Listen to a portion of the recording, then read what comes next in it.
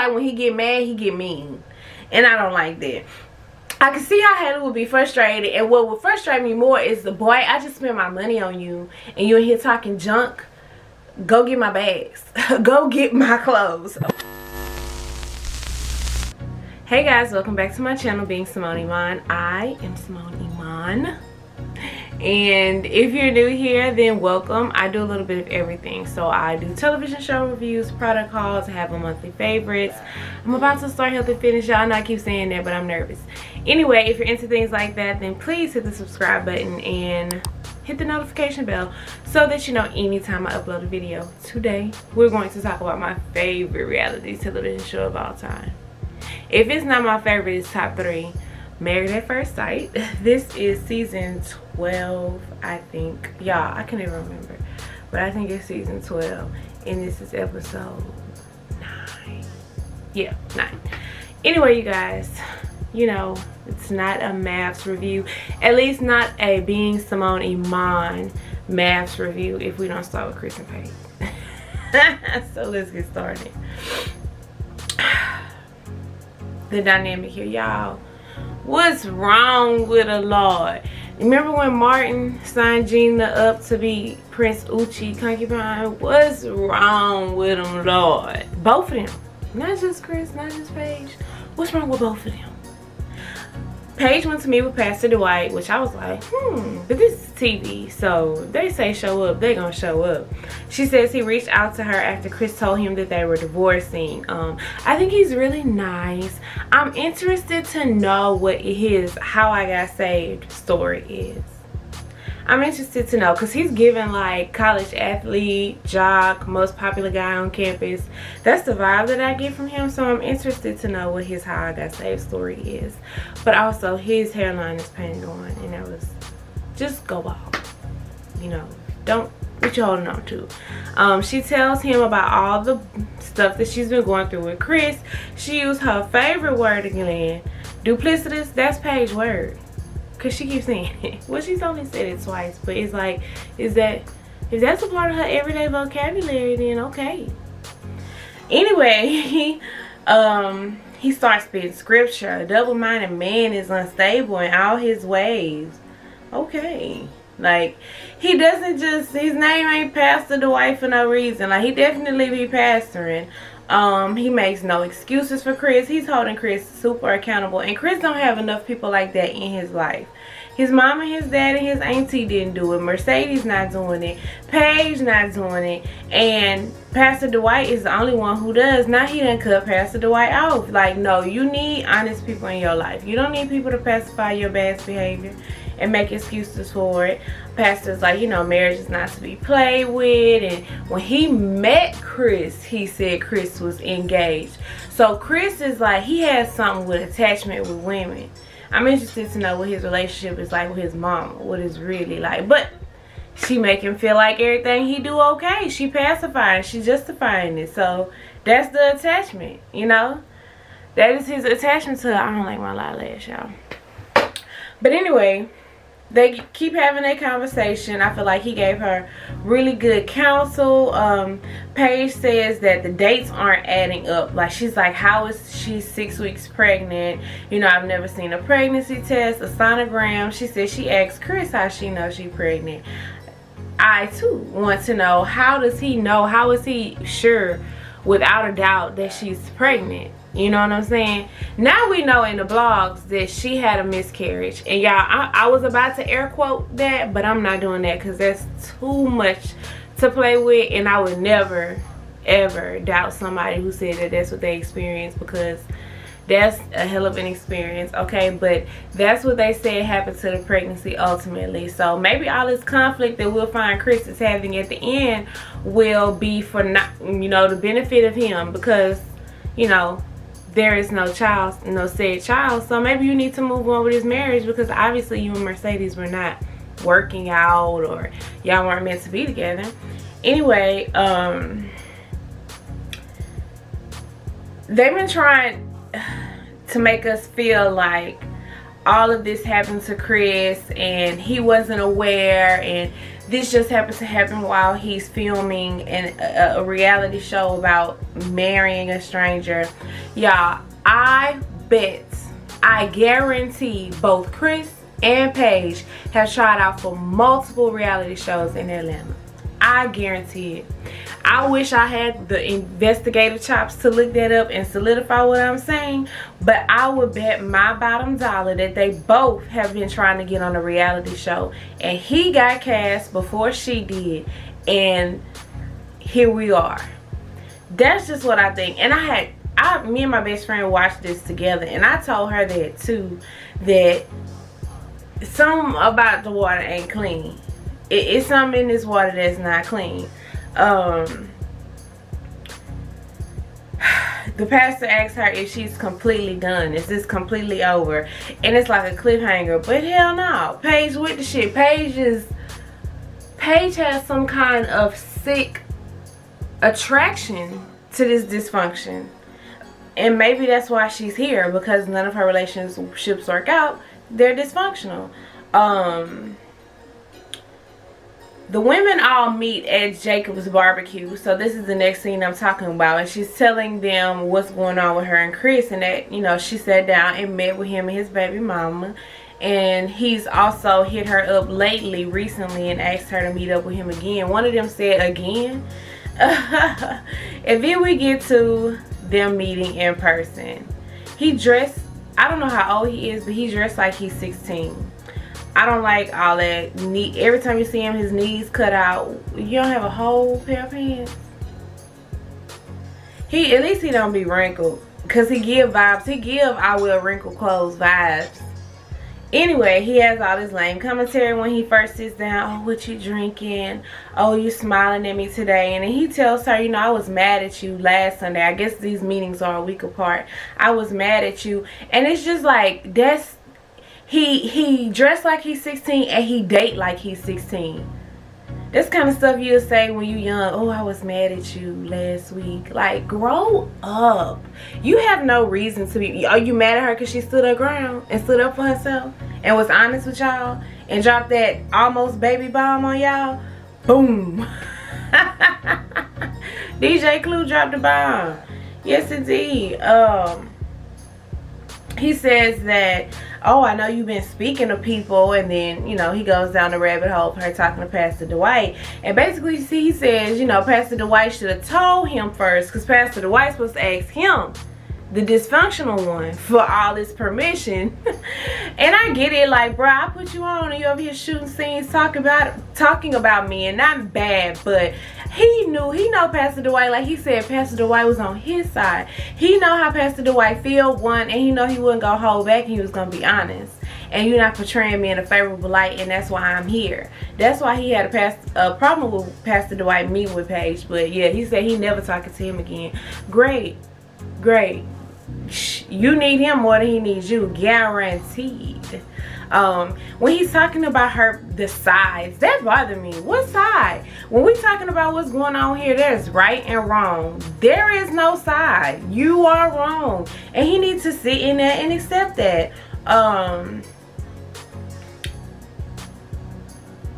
When they start talking about it, Paige is like, well, do you have a comment? And he's like, no. He has no feedback, and they just sitting there in this awkward ass silence. And Paige is like, well, why am I here? And he was like, I don't have any new revelations. He wants to be on reality television. At this point, that's what I'm getting. Paige gets the backbone, and she's basically like, this is what we're not gonna do. Sis packed up her case spade, and she walked off the scene. But then these lame ass producers, who are black women as well, like, I get y'all have a job, but don't coach her to submit herself to this foolishness. Well, you need to go sit down and tell him that everything she told him when she was leaving the first time, she went back and said the second time.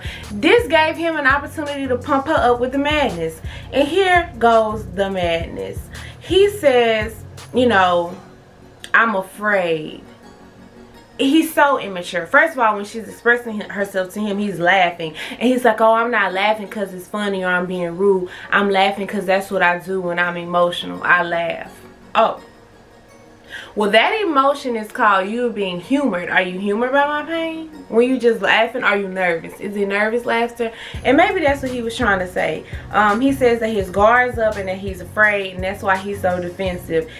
He's like, if I choose this marriage, then I'm afraid another man is going to raise my child and they'll cut me off and they won't be able to find me.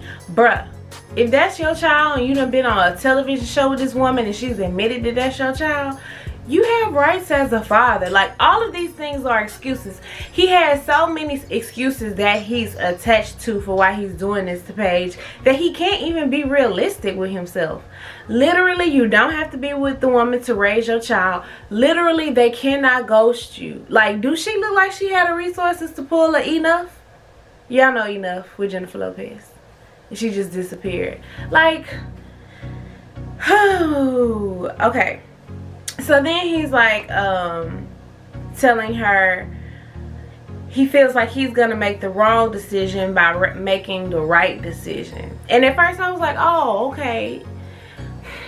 He's giving Carl Thomas, he's giving Babyface, Teddy Riley, like he's giving her 90s love song and making her feel like what he's saying is something to be said. All of these are just words, and to me they mean nothing, because here's the thing, there's a way he could have presented this messy situation to her.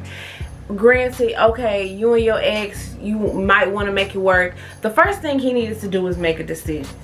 And if he's going to make the decision to continue, not even with the marriage, but with the television show for Paige, he should, if he feels this much about making the right decision, and if he's going to make the wrong decision about walking away from this marriage, he needs to give the marriage a chance. There's no reason why him and Paige shouldn't be living in an apartment together, doing the note cards and playing the games and asking the questions.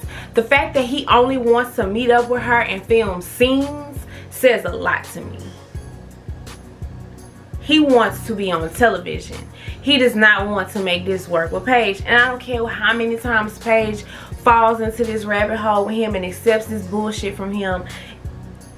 It's as plain as day for me. He's not in this genuinely. He's just not. And nobody can make me believe that. He said he's afraid that he'll be happy and fall in love with her. And he didn't come on here to break her heart. And then who he think he is? Is he LL Cool J?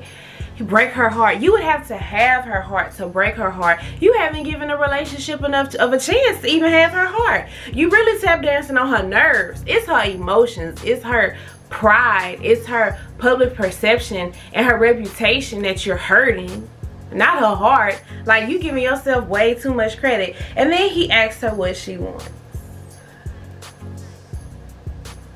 Y'all, I'm literally scratching my head. She says, I wanted you to give us a chance. Speak up. I hate when she gets to whispering. And then he's like, they need a reset. And Paige is like, okay, yeah, we need to reset. Y'all, I don't know.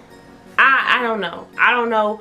You know, I'm not going to say. If this was her husband who she's been dating since high school, it's the last 2 years, I would say, girl, give your man a chance. A stranger who told you he's not physically attracted to you and still has sex with you, who is humiliating you on what will be national television, y'all, maybe I need to pray, because praying is working for Paige.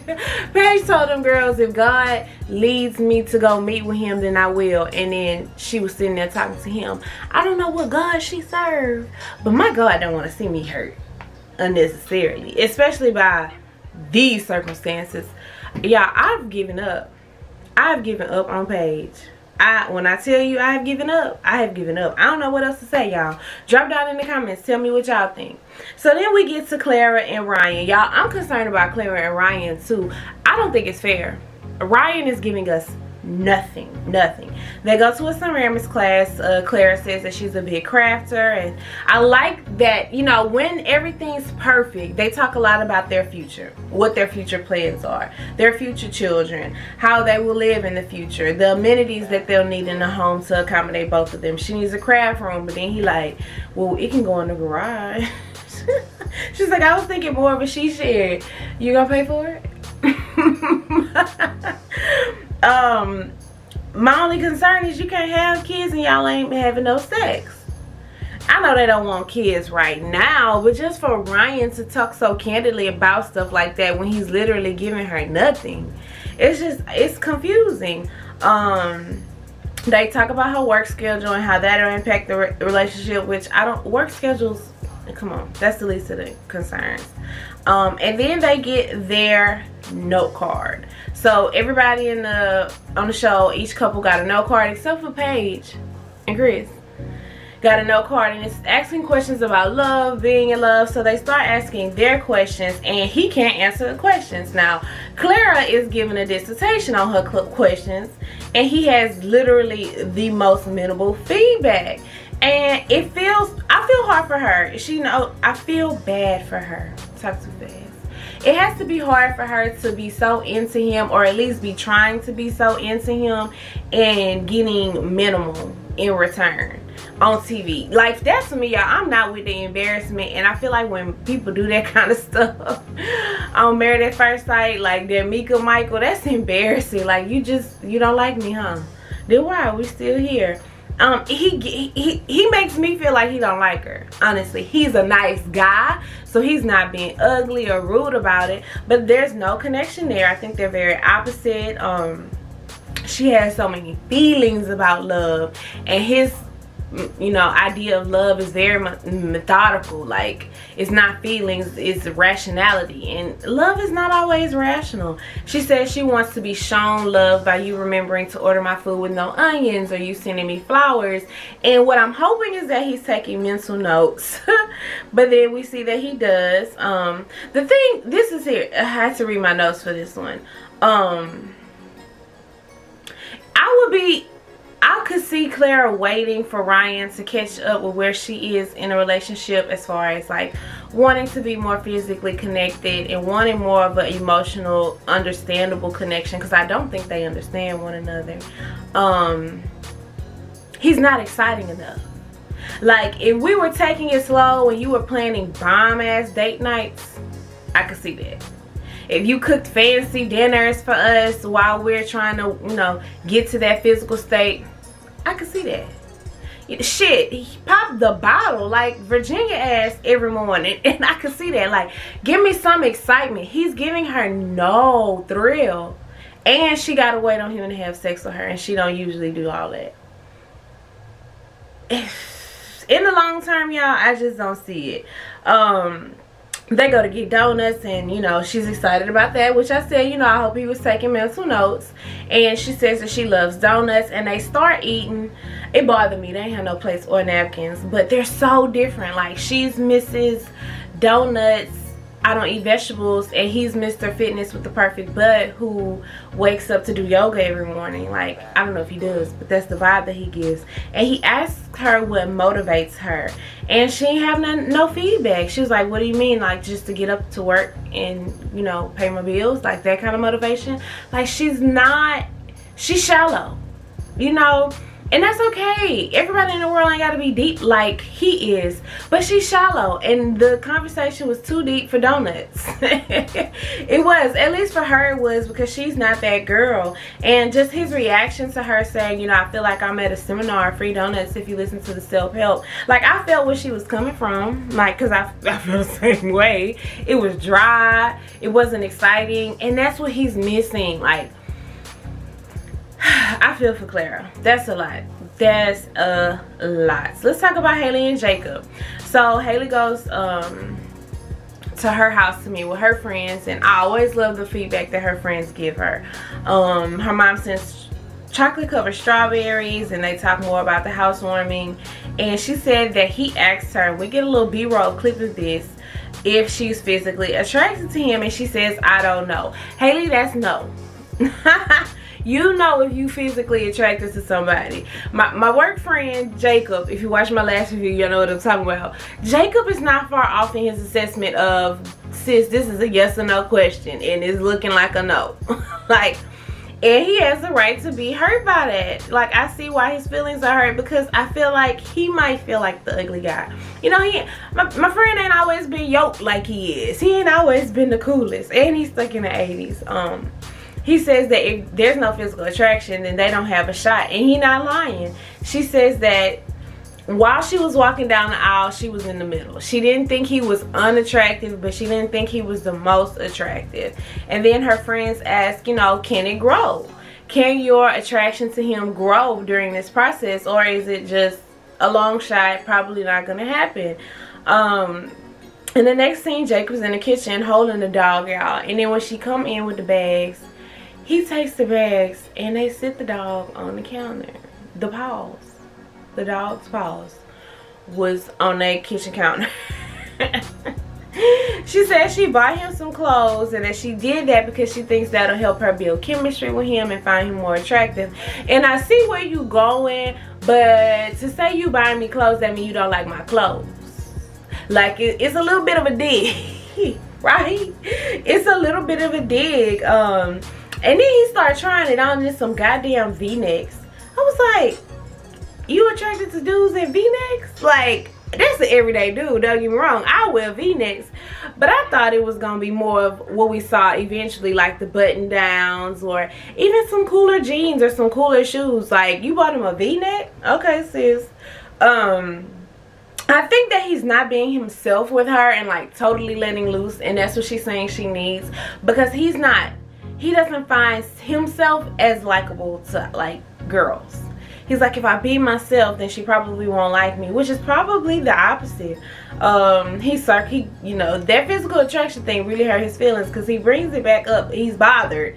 And he says that he waited for her the night before because she went to go hang out with Paige. So evidently Paige is living in the apartment by herself. Haley went to go see Paige. We see a little, you know, selfie shot of them in her apartment, and he says that you know, I'm living in this apartment trying to get to know you, and as soon as you get an opportunity, you go out and hang out with your friends. Like, I know we had a tough conversation the day of or the night before, but we're married. We have to have these tough conversations. And she's like, well, I didn't know you wanted me here. Well, obviously you don't want to be fighting, like, and that's with people that have been together for years or married at first sight couples, y'all. When we fighting, it's that awkward moment where we not talking and we avoiding each other. We don't have much interaction and it's uncomfortable. And the woman that she is left, and the man that he was left. He left behind. And that's a part of the reason why he have the feelings that he feel. He feel left behind by her. He feel left out by her when she did that at the what was it, their honeymoon, and she went had fun with everybody, and when he got there they left. Like, he feels left by her. And he needs to be able to articulate that to her, because like she said, she can't read his mind and she don't know. She says you're making a lot of assumptions, because he do.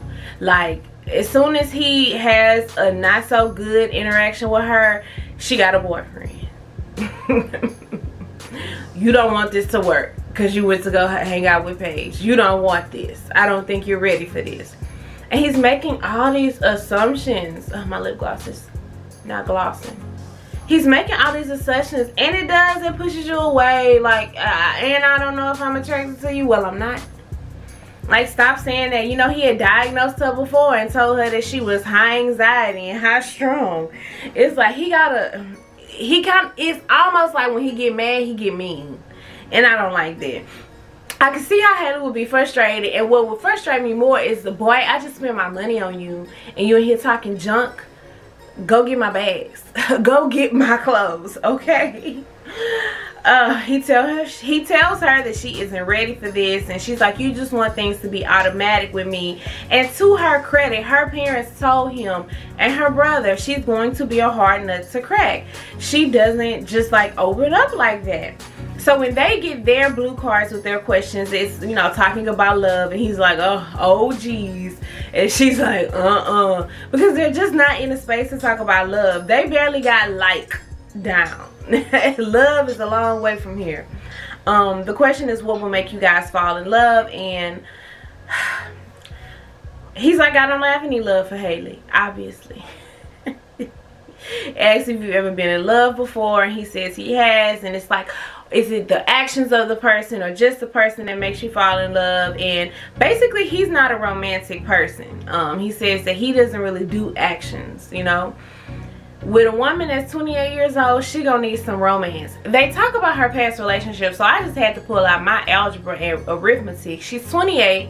Her last relationship was 7 years ago. That would mean she's 21 years old. She said she was in that, she was 21. She was in that relationship for 5 years. So this is a relationship from 16 to 21, on and off with the same guy. This is a childhood friendship. And here comes Jacob with his diagnosis. He's like, oh, I just think based on your past relationship and how you are, I think you were really hurt. Like, really hurt? She was 16 to 21. And I said you can't be hurt, but shit, at 36, I hope you over it. She 28. Anyway, he said that there's nothing he can do, and he's understanding that, like, she'll just have to like him. He can't make her like him. And I disagree. If he was more romantic, I think she would like him. If he was more open and conversational and friendly, like she wants him to loosen up, I think she would like him more. He throws a pool party at his house to, he says, help Haley loosen up, and I guess to do something more fun. So I guess, you know, he's headed down the right path. But they get Zoe's kitchen at a pool party, at a barbecue. They ordered Zoe's kitchen. And then there's like this ice Smirnoff challenge. I don't know, white people, if y'all watching, I love you, but that's white people shit. And then Eric and Virginia show up, and Virginia says that she got to work early. Basically, Virginia is everything we think she is. She go to work late every day. She drinks every day, and she's late because she's hungover. The girls go on a tour of his house. His home gym is goals, and they just talk about their relationships. Virginia shares with Haley what she's going through with Eric. Haley tells her plainly, I ain't attracted to him, and then that's the crux of it all. We know how Eric and Virginia feel about each other. He's her dad. Anyway, all the people come over to the barbecue, and Paige is freaked out by the dog. She said because of their legs. She didn't even want to look at them. This is a pool party. Nobody got in the pool. Did y'all notice that? They all just sat around the pool and talked. Nobody got in the pool. Maybe because of COVID though. Is that like a high risk activity? Jacob takes the guys on a tour, and he shows them his house and his sauna and his man cave. And the girls ask Paige how she's doing, and she says that she's talked to him and all of this. And then this is when we find out he's called her again, and I'm just like, girl, why haven't you blocked him? Okay, let me see your phone.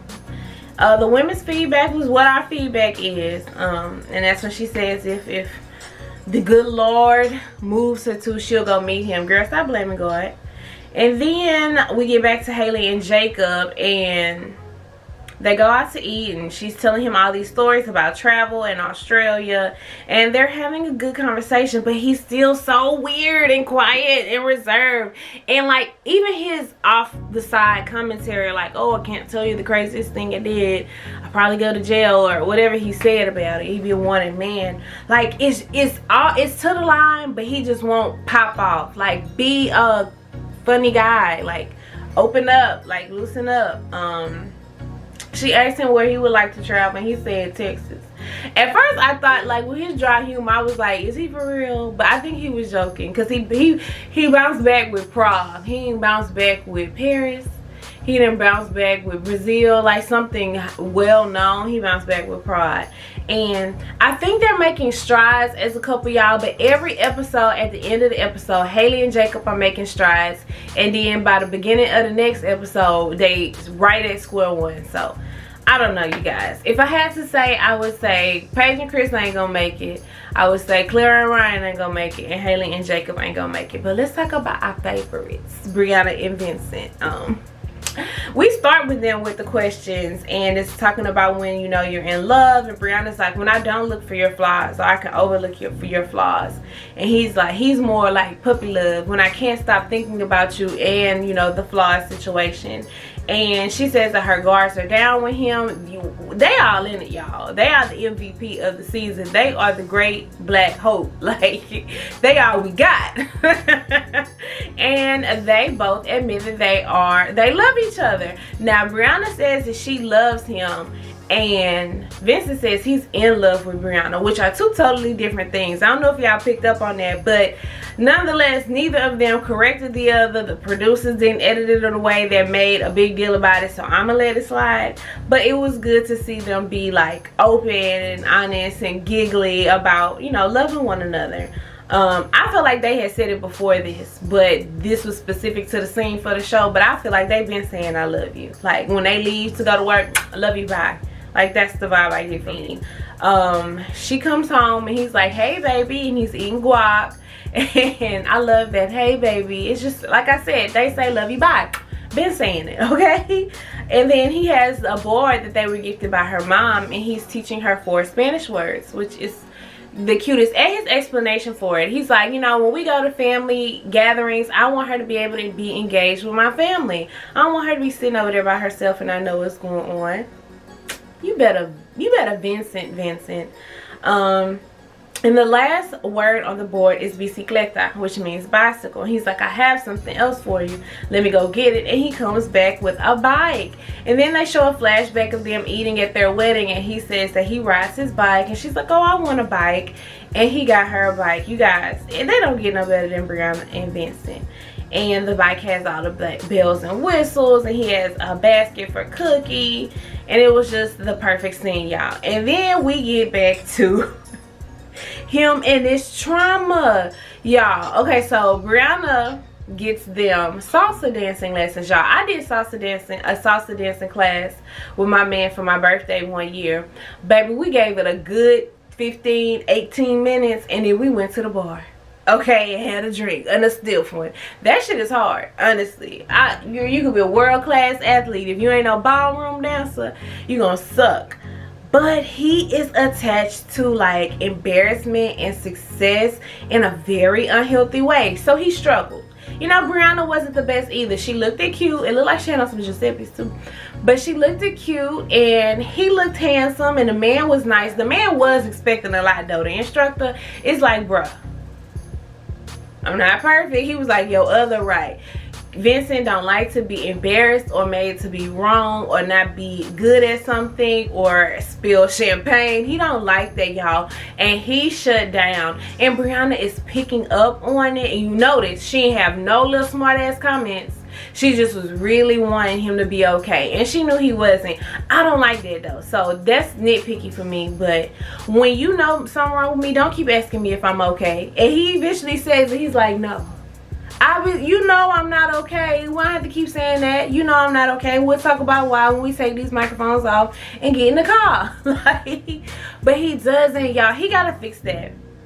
Because I don't want that to affect him in the long haul in this relationship or as a father.